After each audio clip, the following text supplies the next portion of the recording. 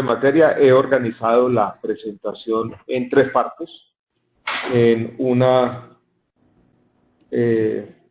primera parte vamos a hacer una rápida caracterización del sistema de salud de Colombia para tener el contexto adecuado. Después vamos a hacer una explicación de los diferentes elementos de lo que llamamos la política farmacéutica. Y después voy a precisar a manera de conclusión cuáles son las enseñanzas de, sobre todo, la puesta en práctica o implementación de esta política en los últimos años y cuáles son los problemas y desafíos que estamos persiguiendo en este momento. Entonces, podemos pasar al primer tema, las características o la caracterización del sistema.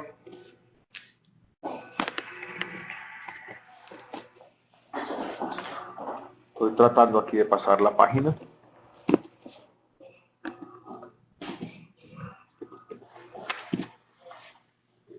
Primero, unas características muy generales para tener contexto sobre Colombia. Colombia es un país grande en América Latina. La población que aparece allí es de 48 millones de personas, pero ya está muy cercano a los 50 millones. Preguntan aquí de Lima si hay audio. Pregunto, ¿se está escuchando bien y se está viendo bien la presentación? Nosotros le escuchamos perfecto. Ah, bueno, perfecto. Pueden ver también el tema del PIB per cápita de Colombia y tal vez el asunto más relevante para esta cuestión es la grafiquita que voy a mostrar, que yo creo que es una historia similar en América Latina. Es la disminución de la pobreza y el aumento concomitante de la clase media que vimos en la última década y media en Colombia y en América Latina. Yo creo que esta es una gráfica que se ha presentado en varios de los países de la región. Menciono esta gráfica y va a ser relevante para las discusiones ulteriores, porque el crecimiento de las clases medias y en particular de las clases medias urbanas tiene o está relacionado con las mayores demandas a los sistemas de salud. Estas clases medias urbanas en Colombia y en buena parte de la región demandan mucho más de nuestros sistemas de salud y sobre todo quieren tener acceso a los últimos medicamentos. Volveremos sobre este tema, pero yo creo que es importante tener en cuenta que esta discusión se da en un contexto de aumento de las clases medias urbanas en Colombia y en la región. Para caracterizar ya el sistema de salud de Colombia, yo quisiera comenzar con esta gráfica. Fue publicada esta gráfica en la revista The Lancet hace aproximadamente 2 semanas y media. Está basada en un cálculo sencillo, con base en el Producto Interno Bruto por habitante y con base en algunos indicadores demográficos. Se trata de ubicar los países en 2 dimensiones. La dimensión que está en el eje horizontal es el gasto total en salud por habitante y se compara el valor modelado o estimado o previsto por este modelo que, vuelvo y repito, tiene en cuenta el PIB por habitante y las características demográficas con el valor real. Y en el eje horizontal es la otra dimensión donde también se modela y también se compara la participación del gasto del gobierno o el gasto público como porcentaje del gasto total. Miren que Colombia está en el cuadrante superior derecho, acompañado de países como Japón, Francia, Gran Bretaña, Italia y otros, donde tenemos un mayor gasto en salud por habitante y sobre todo también un mayor gasto o una mayor participación del gasto público como porcentaje del gasto total en salud. Eso puede verse en la gráfica que les voy a mostrar en este momento, que muestra que uno de los elementos importantes, y yo creo que es un logro social importante de Colombia en los últimos 10, 15, 20 años, es la disminución sustancial del gasto de bolsillo, en este caso medido como gasto de bolsillo como porcentaje del gasto total en salud.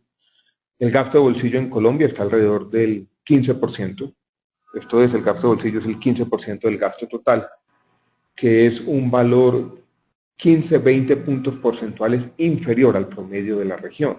Esto es una buena noticia en términos de protección financiera, pero muchos de los problemas que vamos a estudiar más adelante se ven agravados o exacerbados por este bajo gasto de bolsillo. En la gráfica de la izquierda pueden ver la trayectoria o dinámica del gasto de bolsillo como porcentaje del gasto social. Era muy alto, similar a los valores que tenían los países latinoamericanos a mediados de la década de los 90. El valor que aparece allí para el año 1994 es 45%, y ustedes ven cómo disminuye hasta el valor actual. La última cifra nuestra es de 2014, 2015, de 15%, pero eso no ha cambiado mucho en los últimos años. Un gasto de bolsillo de 15% como porcentaje del gasto total en salud es similar a el promedio de los países de la OCDE. Y esto está asociado a otras tendencias o formas de definir nuestro sistema de salud que quiero enunciar rápidamente.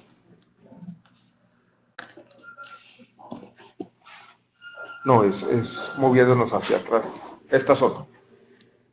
Colombia tiene ya casi una cobertura universal. 97-98% de los ciudadanos del país tienen protección financiera. Colombia tiene dos regímenes. Fueron diseñados originalmente como un régimen contributivo que iba a acoger, esa era la idea inicial, entre la mitad y 2/3 partes de la población, sobre todo para quienes podían contribuir, y un régimen subsidiado que iba a estar, según los diseños originales, concentrado en la población con pobreza estructural. Hoy en día, básicamente, lo que tenemos es lo siguiente: una división de la población según el acceso al empleo formal. La mitad de la población afiliada al régimen contributivo, que son quienes los cotizantes principales tienen el acceso a un empleo formal, y la otra mitad de la población del régimen subsidiado, para cual el Estado subsidia la totalidad de la prima, o sea, la totalidad del acceso. Entonces tenemos cobertura universal, pero con la población dividida, 50% contribuye, 50% no lo hace. Y lo que ocurrió, en parte por mandato del Tribunal Constitucional Colombiano desde el año 2008, y se dio sobre todo en el periodo 2008-2012, es la igualación de los planes de beneficios, de la canasta o paquete de beneficios o formulario básico para los dos regímenes, el contributivo y el subsidiado. Esto ha llevado, entre otras cosas, al bajo gasto de bolsillo. Tenemos otra característica compleja de nuestro sistema de salud: es que existe un paquete de beneficios definido al que tienen acceso en condiciones de igualdad, ya lo dije, los afiliados a los regímenes contributivo y subsidiado, pero existe otra cobertura, que es lo que nosotros llamamos en Colombia no POS. Esto significa medicamentos y dispositivos médicos y algunos procedimientos por fuera del plan obligatorio de salud, de allí viene la palabra no POS. ¿Esto qué significa? En la forma del diseño actual, hay un afiliado al régimen contributivo, va al médico tratante, el médico tratante conoce cuál es la canasta o paquete de beneficios, pero encuentra, hablemos por ejemplo de un paciente oncológico, que las alternativas terapéuticas incluidas en el plan de beneficios fueron agotadas.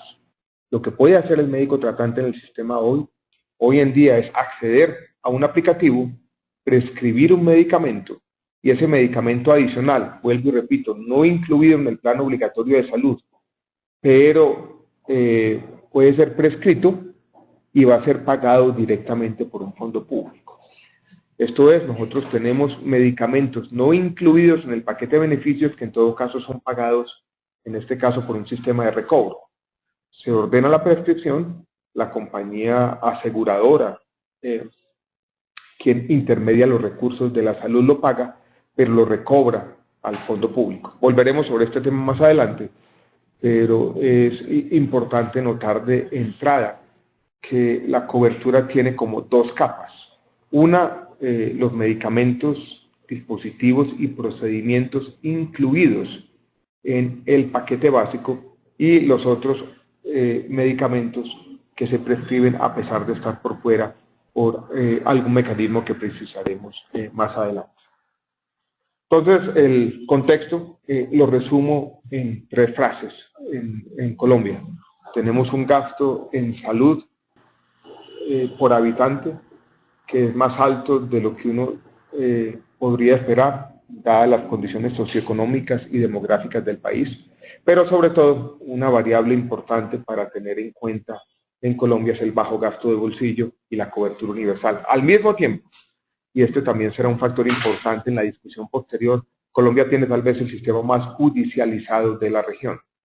Tenemos aproximadamente 150.000 fallos judiciales al año, que le ordenan directamente al Estado o a alguna de las compañías intermediarias pagar por este medicamento, por este procedimiento, por este dispositivo.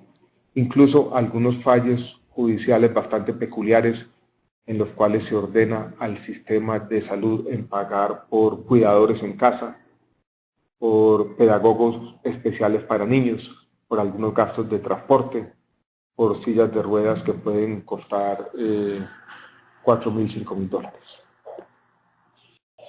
Ese es el contexto de Colombia. El contexto global ustedes lo conocen bien, no voy a ser muy exhaustivo en este tema, pero todos los sistemas de salud hoy enfrentan en cuanto a los precios tal vez dos problemas distintos que vale la pena diferenciar desde allí. Primero están en las medicinas especializadas, sobre todo en oncología, en enfermedades raras y en diabetes, un aumento muy grande en los precios, y yo lo diría también de entrada cierto divorcio entre valor y precio. Esto es, nuevos medicamentos que tienen que ser incorporados a los sistemas de salud, que cuestan mucho más que los medicamentos ya incorporados o anteriores, y cuyo aporte marginal en términos de valor agregado puede ser, por ejemplo, en términos de sobrevida, es cuestionable, por decirlo menos. Ese es un tipo de problemas.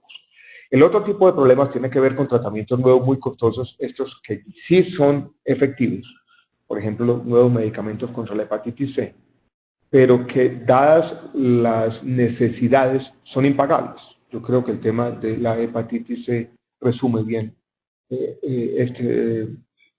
disyuntiva, y luego voy a dar las cifras para Colombia. En Colombia estamos pagando el tratamiento de 12 semanas de los nuevos medicamentos para la hepatitis C a un precio entre $20 y $30.000.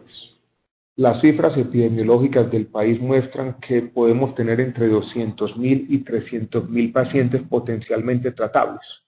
Bastaría multiplicar una cosa por la otra para mostrar que un solo medicamento para una sola patología podría llevarse la totalidad de los presupuestos públicos. Entonces son dos problemas traslapados, pero yo creo que independientes, porque en el fondo van a necesitar mecanismos de política pública diferentes. Uno es los altos precios y el beneficio marginal de los medicamentos oncológicos. Otros son los precios muy altos, yo diría impagables, de nuevos tratamientos innovadores, y la discusión global ha estado muy centrada en el tema de la hepatitis C. Al mismo tiempo, en un sistema bastante vulnerable, sobre todo muy vulnerable por la judicialización, tenemos muchas veces una incorporación desordenada de algunos nuevos medicamentos. Por ejemplo, en los últimos 2 años hemos observado que por fallos judiciales, presión de asociaciones de pacientes y estrategias de la industria farmacéutica, hemos tenido demanda por medicamentos vitales no disponibles que no tienen autorización de mercado o registro sanitario del país. Volveremos también sobre este tema. Estos problemas, que son de naturaleza global y que acabo de describir someramente, son más difíciles, creo yo, para Colombia que para otros países en desarrollo, por el bajo gasto de bolsillo, la judicialización, el tema de la ley estatutaria sobre el que volveré más adelante, y los recobros o el problema del no POS, que mencioné también hace un rato. Yo he mostrado esta gráfica en cientos de conferencias y congresos médicos en nuestro país, y cada vez que la muestro yo creo que la gente se sorprende de este problema. El tratamiento típico para una forma de cáncer de colon costaba en Colombia, pagábamos en nuestro país $1.000 al mes hace 10 o 12 años. Hoy para la misma forma de cáncer estamos pagando 10 veces más, $10.000. Esta gráfica la tomo de un documento reciente de la OCDE, pero está por todos lados, ¿no?, que muestra el aumento sustancial de los precios de algunos medicamentos en algunas patologías, sobre todo medicinas especializadas, y al mismo tiempo tenemos, repito e insisto, porque este es un tema importante que nos lleva, si se quiere, a una especie de disyuntiva ética, y es la sobrevida asociada a algunos de estos nuevos medicamentos. Es de 2 o 3 meses en promedio. ¿Podemos los sistemas de salud de manera centralizada construir legítimamente un no para algunos de estos medicamentos? Sigue siendo una pregunta abierta. Voy ahora, hecha esta introducción, a pasar a los elementos principales de la política farmacéutica de Colombia, y los vamos a resumir en 4 pilares o elementos principales. El primero y el más sencillo es la regulación de precios. Desde el año 2012 hemos puesto en marcha una regulación de precios basada en la referenciación internacional. Toda la información está disponible para los que quieran observarla. Yo creo que esta es una buena práctica internacional. Hemos aprendido, nos hemos dado cuenta con el tiempo que la regulación es primordial, pero que no nos va a resolver por sí misma la totalidad de los problemas. ¿Cómo hacemos la referenciación de precios en Colombia? Tenemos 17 países de referencia. Tenemos una metodología que ha sido aprobada por una comisión donde participa el Ministerio de Salud, participa la Presidencia de la República y participa el Ministerio de Industria en Colombia. Entre los tres expedimos una regulación que define los 17 países de referencia, que define que vamos a observar los precios en estos 17 países y en el fondo vamos a ubicar el precio regulado en Colombia en el percentil 25. Esto es, dentro del grupo de 17 países vamos a tener el tercero, cuarto o quinto precio más bajo. Hemos regulado aproximadamente 1000 medicamentos. Estáticamente el ahorro ha sido importante para el sistema de salud, sin duda, un ahorro que estimamos en su momento que está cercano a los 2.000, no, a los 1.000 millones de dólares al año. Pero ¿qué hemos observado con la regulación de precios de los medicamentos? Primero, que este es un juego dinámico, que nosotros regulamos los precios de los medicamentos, pero inmediatamente la industria farmacéutica y los diferentes agentes comienzan a actuar. Voy a mostrarles una gráfica que resume ese comportamiento dinámico y que nos puede ilustrar cómo ustedes ven el valor en rojo, que en el fondo puede interpretarse, estos son en pesos colombianos, el precio que pagábamos por algunos de los medicamentos de alto costo no cubiertos, pero que sigue pagando el sistema. Y ven que ese precio, como consecuencia del control de precios de medicamentos, disminuye de un valor cercano a los 5 millones de pesos colombianos a un valor cercano a los 2,5 millones. Esto es como consecuencia de la política de regulación de precios de medicamentos. En conjunto y en promedio fuimos capaces de disminuir los precios a la mitad. ¿Cuál fue el valor de cuál fue la reacción de la industria farmacéutica? La búsqueda activa de pacientes. Y ven que el número de pacientes que utilizan este conjunto de medicamentos controlados aumentó de 540.000 a un valor cercano a 1.300.000.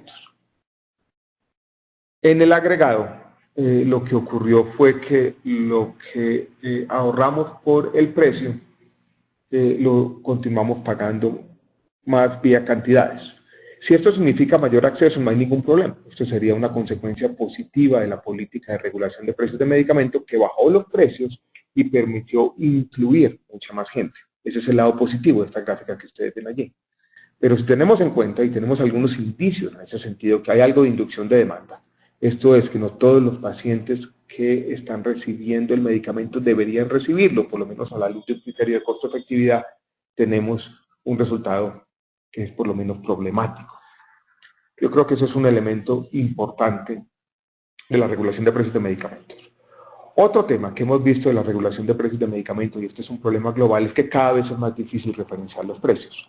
Cada vez hay más opacidad en los precios que se están pagando en los otros países porque no se están publicando los precios que se están pagando. Hay acuerdos, por ejemplo, de entrada administrada de algunos medicamentos en países europeos que no nos permiten observar plenamente cuál es la realidad de los precios pagados en el mundo. Eso hace que cuando tratamos de observar estos precios internacionales y regular los precios internamente, muchas veces nos encontramos con problemas de información. En algunos casos, el tema de hepatitis C vuelve a ser importante aquí. La regulación de precios de medicamentos no nos resuelve el problema. Los países europeos, Francia, España, Inglaterra, han pagado precios muy altos, impagables para un país en desarrollo por estos medicamentos de la hepatitis C. Y la sola regulación de precios de medicamentos no nos va a resolver ese problema específico. Pues yo creo que los intentos regulatorios de Colombia, basados en la referenciación de precio internacional, son interesantes y yo creo que estamos dispuestos a compartir toda la información. Hemos construido unos protocolos para la observación de precios. Hoy en día tenemos legitimidad ante la industria y ante los ciudadanos. Este es un proceso que lo hemos tratado de hacer de manera transparente. Fue en su momento, en los inicios de la regulación de precios combatido por la industria farmacéutica internacional. Hoy en día lo han aceptado como parte de la política farmacéutica del país. Estamos en este momento en una ronda de observación y esperamos introducir un grupo grande de medicamentos a la regulación en las próximas semanas. Sabemos que si no regulamos esto con la oportunidad necesaria, pasan 2 o 3 años antes de la regulación y en esa ventana o en ese periodo los precios que pagamos pueden ser muy altos. Pero quiero dejar entonces la regulación de precios de medicamentos como un elemento importante de nuestra política farmacéutica, fundamental, imprescindible, pero por sí solo no nos va a resolver todos los problemas. Cuando tratamos de implementar las medidas complementarias que vamos a explicar en un momento, la industria farmacéutica nos ha dicho, y esto es un tema tal vez interesante de economía política, ¿por qué no nos concentramos en la regulación de precios? Como si la regulación de precios fuera el único instrumento de la política farmacéutica. Sabemos hoy en día que no puede ser el único.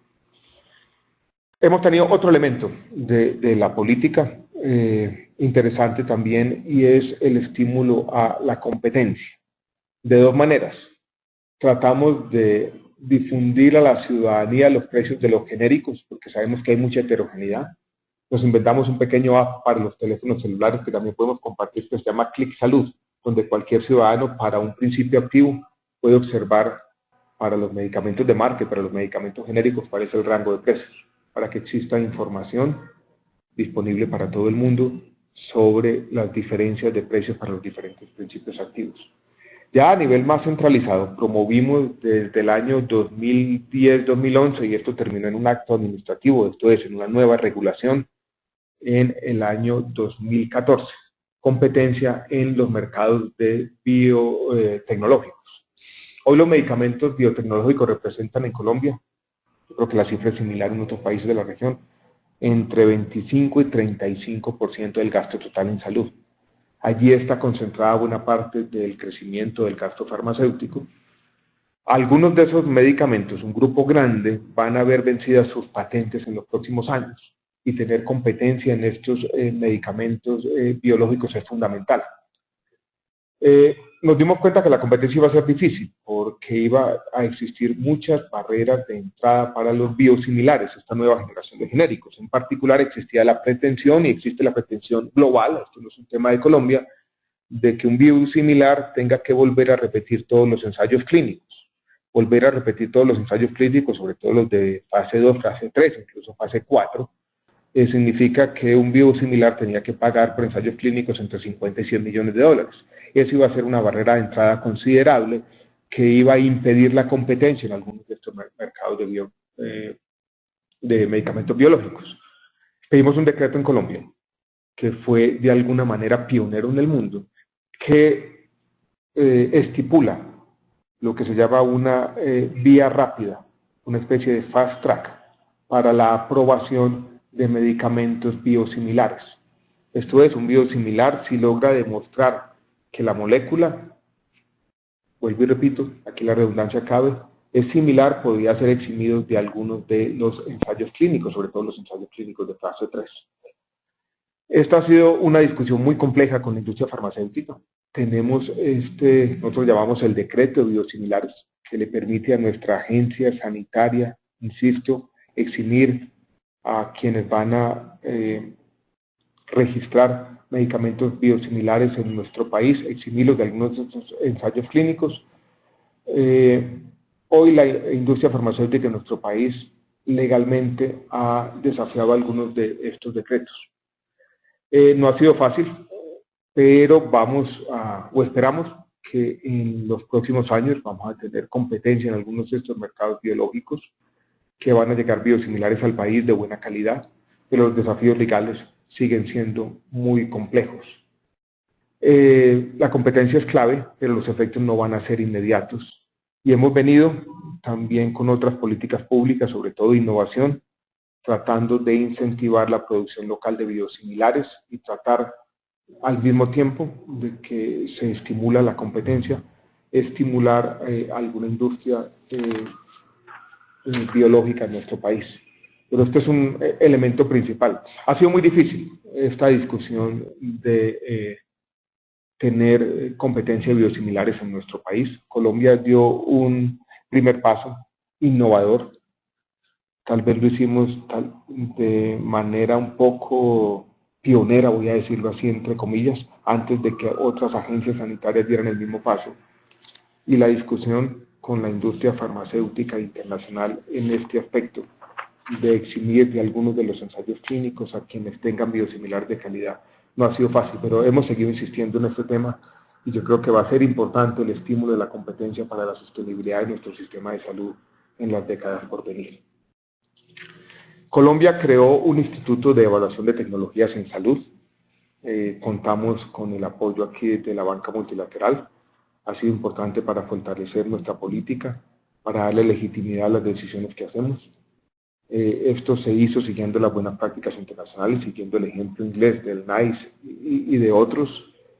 Esta institución, Instituto de Evaluación de Tecnologías, ha venido ganando legitimidad, sobre todo en los médicos. Nos dimos cuenta que si no tiene legitimidad ante los ojos del cuerpo médico, sobre todo de algunos de los especialistas, va a ser muy difícil que sus decisiones se tengan en cuenta, sobre todo en las decisiones de prescripción.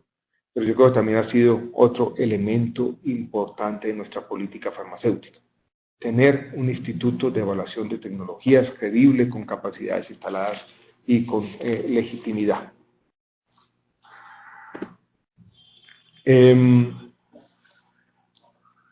También hemos venido fortaleciendo, y esto ya es una política que está en proceso de implementación, lo que se llama la puerta de entrada. En una ley del año 2013-2014 aprobamos un artículo que dice lo siguiente: los procesos de registro sanitario, de evaluación de costo, efectividad y de regulación de precios de medicamentos deberían darse no de manera secuencial, sino de manera paralela o simultánea. Esto es, a las nuevas tecnologías que llegan al país, al mismo tiempo que se está estudiando la seguridad y la eficacia por la agencia sanitaria, se va a estudiar el costo-efectividad por el Instituto de Evaluación de Tecnologías y al mismo tiempo el Ministerio en su oficina regulatoria va a empezar a referenciar los precios internacionales para poder tener información de regulación de precios a la entrada de los medicamentos. Este también es un tema interesante. Ha sido también combatido por algunos elementos de la industria farmacéutica porque lo han visto como una medida deliberada para demorar la introducción de las innovaciones o últimos medicamentos al país. Nosotros hemos dicho que no es así. Estamos apenas en proceso de implementación, pero pensamos a finales del año tener un procedimiento que nos va a permitir, vuelvo y repito, la simultaneidad del estudio del registro al estudio de costo-efectividad. Esto nos va a permitir algo como lo siguiente: se otorga el registro sanitario, tenemos ya referenciado el medicamento, tenemos información sobre su costo-efectividad y nos va a permitir a la entrada negociar o comprar centralizadamente los medicamentos. Esto es decir, este es el precio que se está cobrando internacionalmente. Esta es la información que tenemos en la mesa sobre costo-efectividad. Esto es lo que el país podría gastar. Ya no utilizar la regulación 2 o 3 años después del ingreso de los medicamentos, como una forma de combatir la discriminación negativa que muchas veces se dio contra Colombia, sino hacerlo desde la puerta de entrada.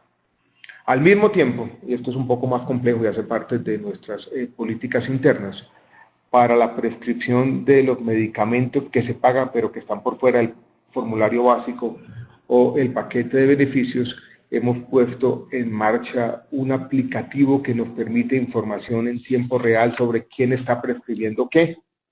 Y hemos discutido con el cuerpo médico y con los especialistas en el país para decirles, mire, estamos observando los patrones de prescripción y toda esta información va a ser pública. Y si hay excesos en algunos de esos patrones de prescripción, anomalías, desviaciones sobre lo que parece razonable, esa información no solamente será pública, sino que puede ser utilizada para algún tipo de investigaciones. Quiero que nos centremos ahora en lo que se conoce en Colombia como la ley estatutaria. Y ustedes ven este mapa un poco complicado. y es la forma como en Colombia hemos venido delimitando las responsabilidades del Estado. ¿Qué es eso de la ley estatutaria? La ley estatutaria es un estatuto de los derechos sociales. En Colombia la salud es un derecho fundamental, pero un derecho fundamental no significa que hay acceso a todos los medicamentos a cualquier precio. La regulación de ese derecho fundamental, en particular del derecho fundamental a la salud, se hace a través de una ley estatutaria. Esta ley fue aprobada por el Congreso de la República a mediados del año 2013 y fue sancionada por el presidente después de un proceso complejo de revisión por nuestro Tribunal Constitucional hace 2 años, en el primer trimestre del año 2015. Y lo que plantea es lo siguiente, lo que ustedes ven allí, voy a tratar de explicarlo a pesar de que es complejo. Y trata de delimitar las responsabilidades del Estado. Lo primero que se dice es que puede haber algunas exclusiones. Esto es, puede haber algunos medicamentos o algunos procedimientos o algunas prestaciones en salud que no hagan parte de la responsabilidad primaria del Estado. No se hace como en Chile, privilegiando algunas patologías y dejando por fuera a algunas otras, sino que se dice lo siguiente, se establecen 4 criterios de lo que podría estar excluido. Se dice lo que sea experimental, lo que no tenga evidencia consolidada sobre su efectividad, lo que tenga que ser prestado en el exterior y lo que tenga un fin meramente cosmético o estético y lo que no esté autorizado por nuestra agencia sanitaria, eso puede ser excluido. Vuelvo y repito, la ley estatutaria que regula el derecho fundamental a la salud establece 5 criterios de exclusión. Lo experimental, lo no efectivo, lo que se presta en el exterior, lo cosmético y lo no autorizado. Esas exclusiones no se dan de oficio, sino lo que se hace es un procedimiento de la siguiente manera, esto apenas está en proceso de experimentación, alguien hace una nominación. Alguien dice, mire, el sistema de salud está pagando por este procedimiento. La última evidencia que tenemos sobre la mesa demuestra que ese procedimiento no es efectivo. Llega una nominación, ya tenemos 90 nominaciones para medicamentos o procedimientos. Y lo que hace el ministerio es que pone en marcha un proceso, nosotros llamamos técnico participativo.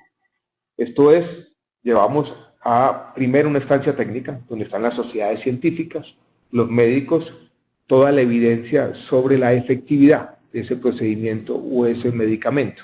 Esta instancia técnica revisa la totalidad de la evidencia y el Instituto de Evaluación de Tecnologías en Salud acompaña este proceso y hace una recomendación. Esa recomendación después se lleva a la sociedad civil, donde están las asociaciones de pacientes, donde está todo el mundo, donde se hace una valoración social. De allí, de esa discusión con la sociedad civil, se saca también un acta, se recogen todas las opiniones y después, teniendo en cuenta la evidencia, el concepto, la recomendación técnica y la valoración social que hace la sociedad civil, se toma una decisión. Al tomarse una decisión se dice ese medicamento o ese procedimiento específico queda excluido de manera explícita y ya no puede ser pagado con recursos públicos. Este proceso apenas comienza, como ya mencioné, hay en este momento 60 exclusiones nominadas y en el segundo semestre de este año pensamos tener las primeras exclusiones. En la parte inferior de la gráfica ustedes ven que aparece el artículo 72. Aquí pueden ustedes ver lo que mencioné hace un rato sobre el fortalecimiento de la puerta de entrada. Llega un nuevo medicamento oncológico, pueden ver ustedes el punto B. Ese medicamento oncológico está siendo examinado por la agencia sanitaria en su seguridad y eficacia. Pero también tenemos evidencia sobre costo-efectividad. El precio que nos van a cobrar es muy alto. Se puede tomar una decisión antes de incluirse de que ese medicamento va a pasar a las exclusiones. Esto es, cuando no se puede llegar a un acuerdo razonable sobre el precio que le va a ser cobrado al país y la evidencia muestra que para ese nuevo medicamento el valor agregado es marginal o nulo, se puede tomar a la entrada la decisión de excluirlo o incluirlo en 2 maneras. Ustedes pueden ver que las inclusiones tienen 2 partes. Hay una primera parte que es el núcleo, que nosotros lo conceptualizamos como la protección colectiva del derecho fundamental a la salud. Esto es lo que está en cabeza de las compañías aseguradoras. Recuerden que el sistema de Colombia lo que hace es reconocerle a estas compañías aseguradoras, intermediarias y pagadoras una prima, y allí tenemos el paquete de beneficios básicos. donde es posible anticipar las demandas sociales.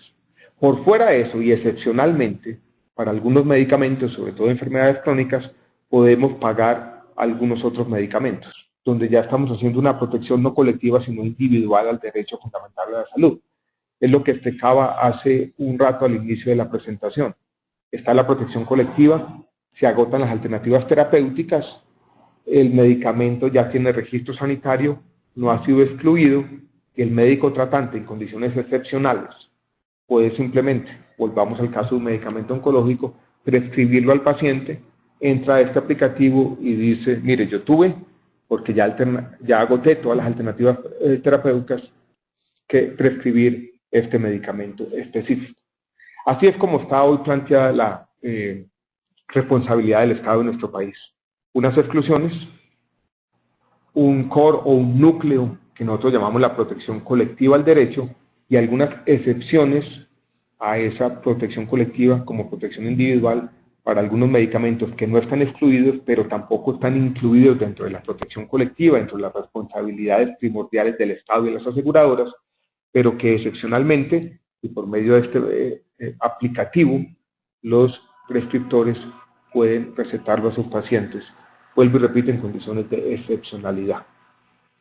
Hemos tenido otras discusiones complejas. Tal vez la más compleja, una de las más complejas que he tenido yo que enfrentar como ministro fue la declaración de interés público de un medicamento para el cáncer, el medicamento Gleevec o imatinib según su principio activo. La sociedad civil nos presentó hace aproximadamente 2 años largos una petición para que estudiáramos la posible declaración de interés público de este medicamento. Medicamento que tenía una historia compleja en Colombia, la patente fue negada. Inicialmente tuvimos competencia, la competencia llevaba unos precios muy bajos, había unas ganancias sociales asociadas a las competencias que estaban beneficiando al sistema de salud, pero hubo un desafío jurídico de esta negación de la competencia por Novartis. La patente que se había negado por nuestra oficina de patentes fue otorgada por un fallo judicial. Lo que hizo la compañía de manera muy agresiva fue excluir a los competidores y el precio aumentó sustancialmente. Fue debido a eso que la sociedad civil nos presenta esa petición de la declaración de interés público. Nosotros tenemos como país reglada todo ese procedimiento para la declaración de interés público y lo primero que debe hacerse es nombrar un comité que haga una recomendación técnica, que examine los méritos de una declaración de interés público para un medicamento particular. Ese comité funcionó en este ministerio hace 1 año y medio y nos hizo una recomendación explícita. Y es que en este caso específico, dada la historia del medicamento y los abusos, digámoslo así, 5 millas, ameritaba la declaración de interés público. Después de un proceso bastante complejo, el ministerio toma la decisión de declarar como medicamento de interés público este medicamento imatinib. La decisión se tomó hace 1 año aproximadamente, en junio del año pasado.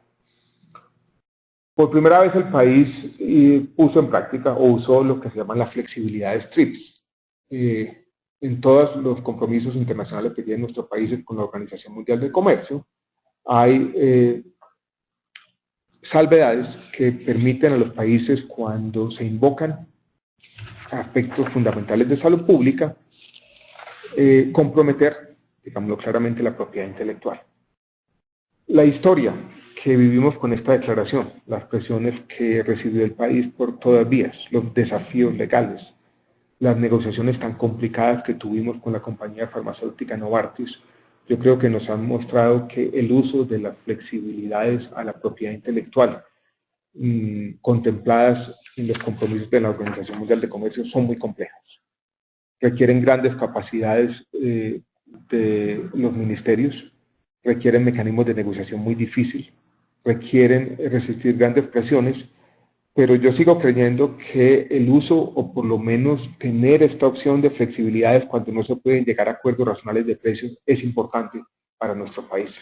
Así lo recomendó recientemente un panel de expertos en Naciones Unidas, y yo creo que la experiencia de Colombia, que podríamos discutir en otra instancia más adelante con estos medicamentos, es una experiencia importante para toda la región, porque muestra que estas flexibilidades pueden usarse, pero también muestra las grandes dificultades o obstáculos que surgen en la práctica cuando tratan de usarse.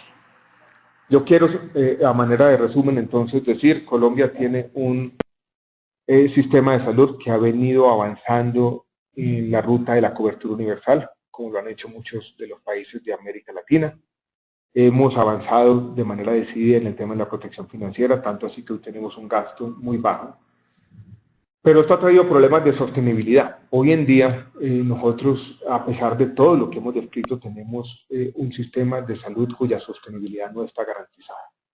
Y por lo tanto, la puesta en práctica de esta política farmacéutica de regulación de precios, de estímulos a la competencia, si se quiere, de uso excepcional de la flexibilidad de TRIPS y algunas exclusiones, de fortalecimiento de la puerta de entrada, de fortalecimiento de nuestras capacidades de evaluación de tecnologías en salud. Todo ese conjunto de políticas públicas que hemos venido implementando simplemente nos ha garantizado que el sistema no ha dado el paso más allá de la insostenibilidad. Pero en esto quiero ser muy sincero, el problema de la sostenibilidad no lo hemos resuelto plenamente. Este conjunto de políticas públicas nos ha evitado una quiebra catastrófica, pero hoy persisten problemas.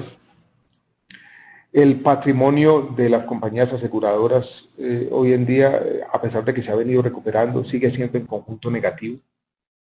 Y yo lo he dicho en todos los escenarios de nuestro país, todavía no hemos podido llegar a un acuerdo social coherente, que como sociedad digamos, estos son los recursos que queremos invertir en salud, esto es lo que podemos cubrir razonablemente, y que exista coherencia entre la disponibilidad a pagar de la sociedad y el conjunto de tecnologías, bienes y servicios y prestaciones a los que queremos tener acceso.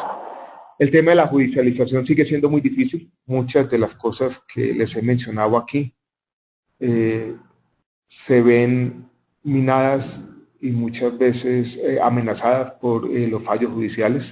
La pedagogía con el sistema judicial sigue siendo una asignatura pendiente, pero hemos venido trabajando. Yo quiero terminar ahí, dejar abierta la discusión y manifestar que estamos dispuestos como país a mantener un diálogo con toda la región. Yo creo que es importante en estos temas, que vuelvo y repito que son desafíos globales, que compartamos las experiencias. Todavía no existe una especie de convergencia en los instrumentos de política pública. Cada país a su manera está tratando de resolver los problemas y yo creo en esto con toda sinceridad que tenemos mucho que aprender unos de los otros. Entonces quedo pendiente de las preguntas, inquietudes, quejas y reclamos y demás. Muchas gracias, ministro. Como siempre, muy interesante su presentación y felicito por el papel y el liderazgo que Colombia viene tomando en varios de esos temas. Su preocupación de que trabajemos como región, que los países se unan y estén abiertos al diálogo, al intercambio de experiencias, es muy relevante. Es algo que nosotros como banco y como Salud Derecho lo venimos promoviendo hace algunos años y lo vemos con muy buenos ojos.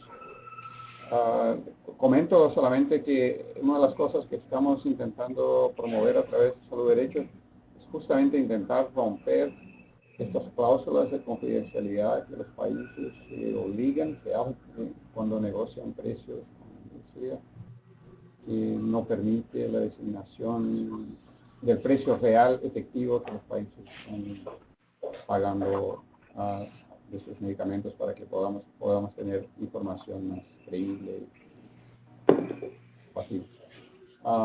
Bueno. Al respecto, yo quisiera decir sobre el tema de compartir información de precios. Hay un esfuerzo que se ha hecho, pero todavía preliminar, en un contexto distinto al de la banca multilateral, es en UNASUR, donde ha existido la intención de tener un banco de precios de medicamentos y que compartamos información. Yo creo que este sería un buen proyecto, no sé si hay algo que se haya adelantado a este respecto. Tener ustedes en el banco o en alguna otra instancia una forma de que podamos sentarnos a compartir la información. Nosotros hemos trabajado bastante, por ejemplo, no solamente en los precios nuestros, sino en los precios de los países en los que referenciamos. Esa información estaríamos dispuestos a compartirla. Y yo creo que si podemos encontrar un ámbito en que todos los países puedan compartir la información, tanto de los precios que pagan como de los precios de otros países que han venido estudiando por diferentes razones, yo creo que sería bastante útil para todos. Exactamente, es exactamente en esa dirección que tenemos interés de trabajar. Y estaremos organizando un encuentro sobre derecho en breve en Chile, precisamente para tratar estos temas. Muchísimas gracias. Bueno, ya tenemos una pregunta por el chat, se la voy a repetir, pero Perfecto. voy a abrir los micrófonos también a todos, pero por favor, yo voy a abrir y cerrarlos, y a los que quieran hacer preguntas, que por favor en sus pantallas tienen como una manito, que por favor aprieten ese botón para saber los que quieren hacer preguntas. Entonces, están abiertos los micrófonos, voy a volver a cerrarlos por dudas, pero ustedes pueden abrir individualmente estos micrófonos. Bueno, tenemos una pregunta por chat y dice, es de Gira, y dice, señor ministro, gracias por su presentación que nos da un contexto interesante sobre los avances y desafíos de ese sistema general de salud, seguridad social y salud de Colombia. Al respecto me surgen tres inquietudes. Primero, el gasto de bolsillo de 15% desconoce los aportes de los colombianos contribuyentes. ¿Cómo generar un constructo más real del gasto en salud en Colombia? Esa es la primera. La segunda, a la luz del artículo 72 del PND, un medicamento que pase las evaluaciones del INVIMA puede recibir registro sanitario o este quedaría condicionado a la referenciación internacional de precios para fijar el precio de entrada en Colombia. Y el tercer punto, los criterios de la ley estatutaria no contemplan la comparabilidad entre tecnologías, porque los criterios de operativización sí incluyen comparabilidad. No es una extralimitación en la aplicación de la ley. Tres preguntas muy interesantes. Bueno, a ver si tenemos, podríamos, si alguien más tiene pregunta, no sé si usted, ministro, ha recibido alguna pregunta a través del chat directamente a usted. Ahí yo no la veo. No tengo ninguna mano levantada. No sé si alguien quiere hacer una pregunta también verbalmente para que tengamos un par de preguntas por lo menos antes que el ministro pueda empezar a contestar. ¿Alguien más? Hay una de Juliana César, dice, cuando hablamos del problema de sustentabilidad e incluso del caso de la hepatitis C, ¿Colombia tiene alguna política regional pensada sobre eso, además del banco de precios? Esta es otra pregunta que tenemos. Esa es de Juliana.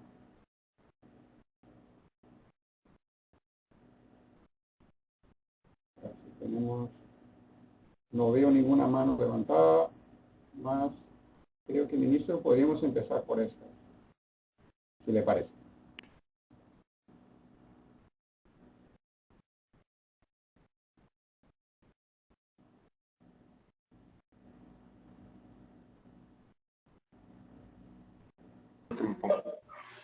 Las preguntas otras puedo ver. Aló, ¿me oyen? Sí, señor. Bueno, entonces voy a tratar de responder las preguntas y agradezco a Jonathan García que está participando y nos ayudó con algunas siglas aquí, que una vez se acostumbra a el debate local.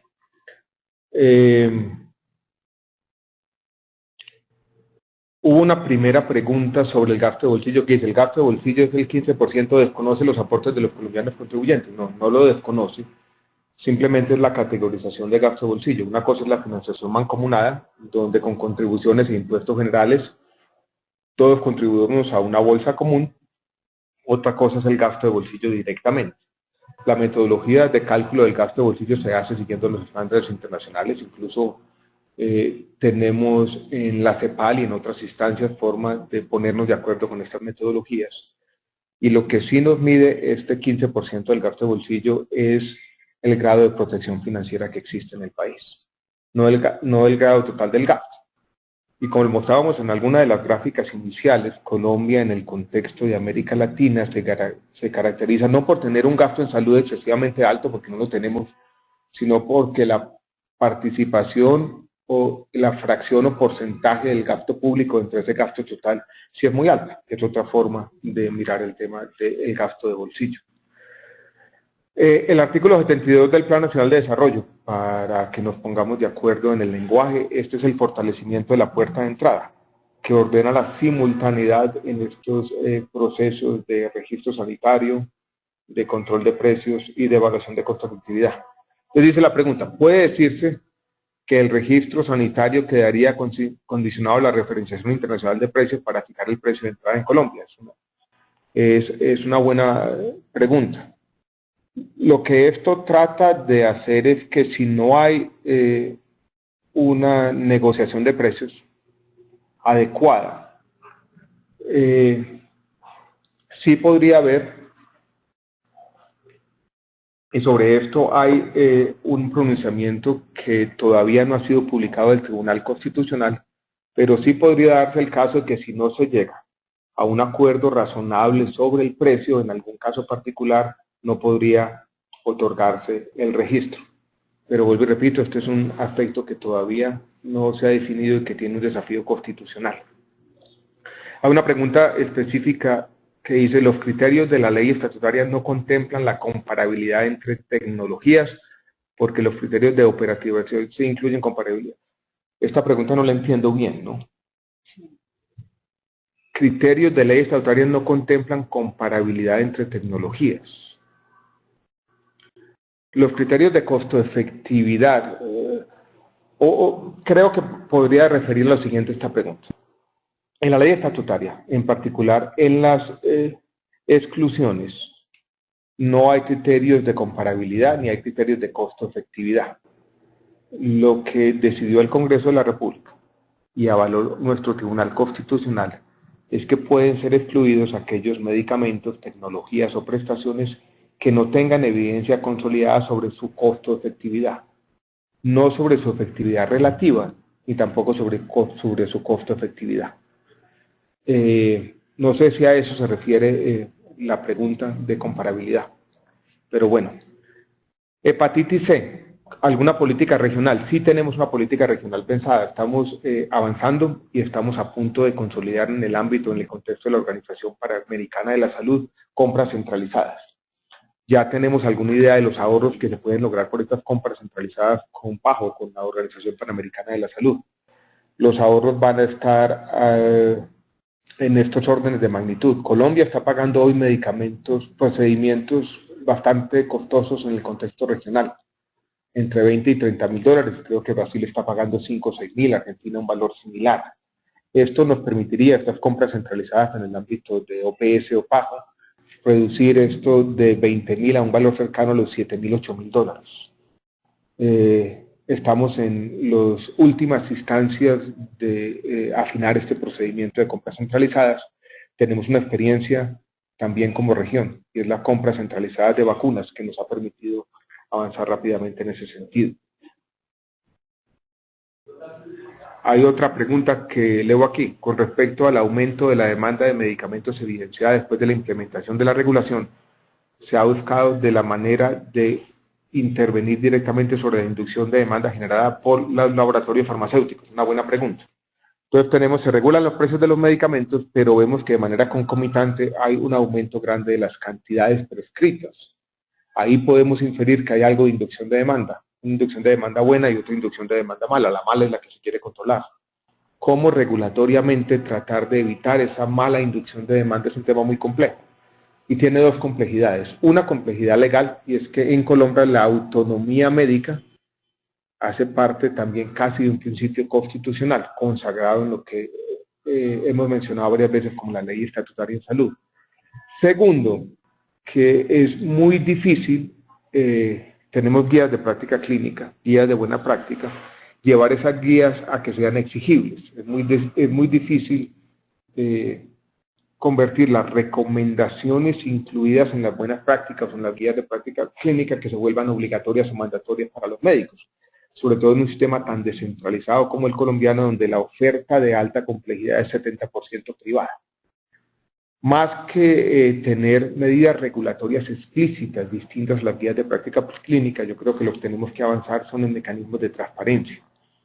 En eso no lo mencioné, tuvimos algunos intentos que se nos quedaron por allá aplazados, y es en Colombia implementar alguna versión de estas leyes de Sunshine, o sea que los médicos y la industria farmacéutica tengan que revelar todos sus vínculos y de esa manera indirecta poder tener algún control sobre la inducción de demanda mala.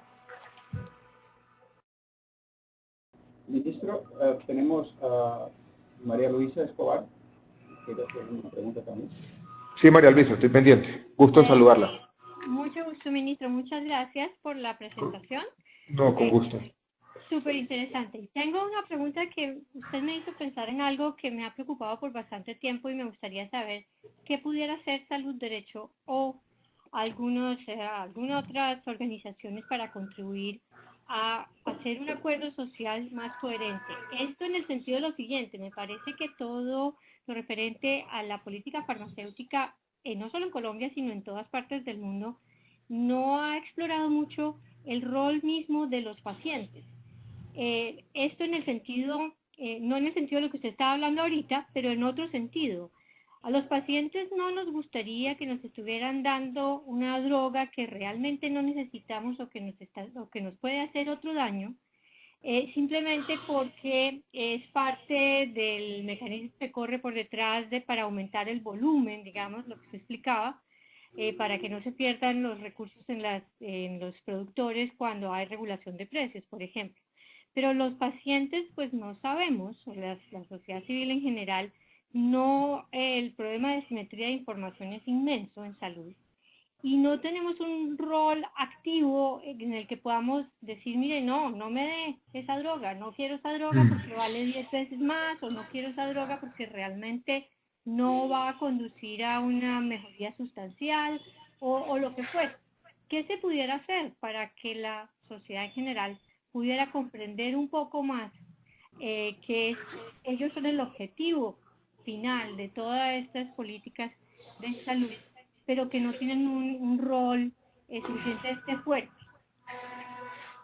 Sí, María Luisa, muy buena tu pregunta, y me da la oportunidad de explicar otro elemento de toda esta política farmacéutica que hemos venido trabajando con el Instituto de Relaciones de Tecnologías en Salud para hacer esta especie de pedagogía pública, pedagogía a los pacientes y a todo el mundo. Es algo que lo llamamos medicamentos a un clic. También lo podemos compartir ahora con todos, donde tenemos información fácil de buscar, pensada para los pacientes, también para los prescriptores, pero también para los pacientes, sobre, por ejemplo, aspectos de seguridad de los diferentes medicamentos. No es un tema fácil, ¿no? Hay otro aspecto fundamental de los pacientes donde no hemos avanzado mucho en Colombia, y también es un debate global, y es los nexos de muchas asociaciones de pacientes con la industria farmacéutica. Nos preocupan en nuestro país, no hay mucha transparencia, y tenemos, no todas, en esto uno no puede generalizar, pero algunas organizaciones de pacientes que en el fondo no son otra cosa que instrumentos de mercadeo o presión de la industria, un problema que no es solo de Colombia.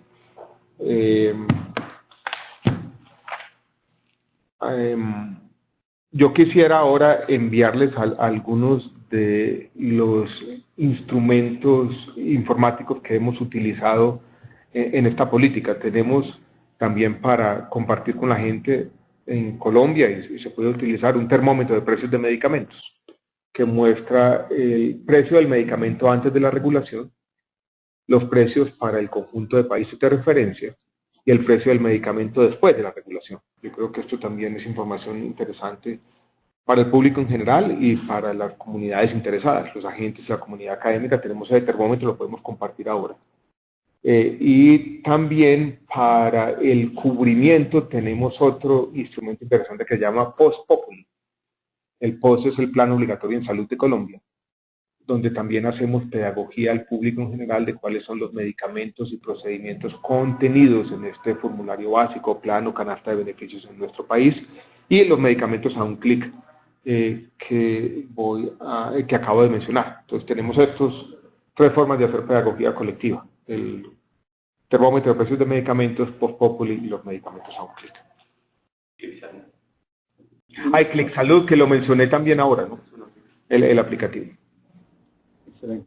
Tengo 2 preguntas más y quizás, no sé, si se tiene, porque por el tiempo, yo sé que ese tiempo es escaso. Quizás las 2 últimas preguntas. Una es de Juliana. Dice, ¿el banco de precios de UNASUR de medicamentos ya está en funcionamiento? ¿Se puede saber cuáles son los medicamentos listados? Perdón. Sí, tuve la oportunidad de conocer el banco de precios de medicamentos de UNASUR en noviembre del año pasado. Me parece que estaba funcionando bien, pero podemos ahora de pronto tratar de compartir un enlace con todos. Yo creo que sí lo tenemos, no lo tengo aquí a la mano, pero sin duda es importante que todos lo conozcamos, ¿no? También aprovecho para decir que Jonathan García, que ha estado muy activo, muy colaborador, gracias Jonathan, nos acaba de compartir la sentencia de nuestro Tribunal Constitucional, la 620, que declaró exequible o constitucional que se pueda casi que condicionar la expedición de registro sanitario a la regulación de precios de medicamentos o a obtener un precio razonable en el país. Muchas gracias, ministro. Y también hemos compartido, ahí estamos compartiendo el termómetro de precios de referencia y algunos de los otros temas que mencionaba. Sí, Roberto, qué pena interrumpirte. No, por favor. Quizás una última pregunta de una compañera aquí del banco, Claudia Macías. Dice, muchas gracias, señor ministro. Excelente presentación. Con respecto al aplicativo para la prescripción de medicamentos, ¿podría decirnos qué tan fácil fue su implementación? Es decir, ¿cuáles fueron sus principales retos? ¿Qué cambios han visto a raíz de su implementación? La pregunta es sobre el aplicativo o en particular sobre la política de regulación. Sobre el aplicativo, porque con relación a los médicos, la objeción o la participación de los médicos en ese proceso. En el tema de la regulación, yo creo que en general nosotros hemos tenido el apoyo de la comunidad médica, salvo algunos casos muy puntuales donde algunos médicos pudieran haber manifestado preocupaciones de que alguna regulación podría llevar a problemas de desabastecimiento. Pero en particular yo creo que la política de regulación de precios es un buen ejemplo porque es una política legitimada, existe confianza pública, ha existido transparencia. La clave yo creo que en todo este proceso fue transparencia en todos los elementos.